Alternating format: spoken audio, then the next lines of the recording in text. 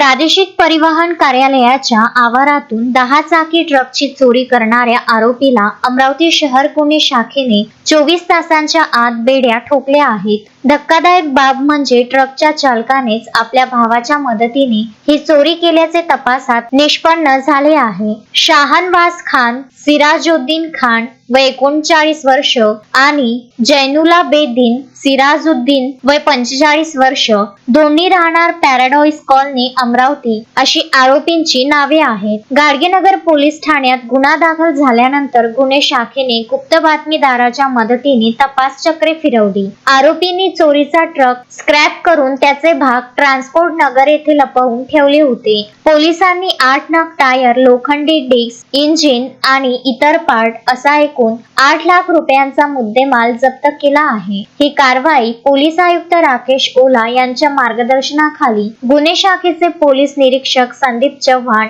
आणि त्यांच्या पथकाने यशस्वीरित्या पूर्ण केली. शोएब खान, विदर्भ न्यूज, अमरावती.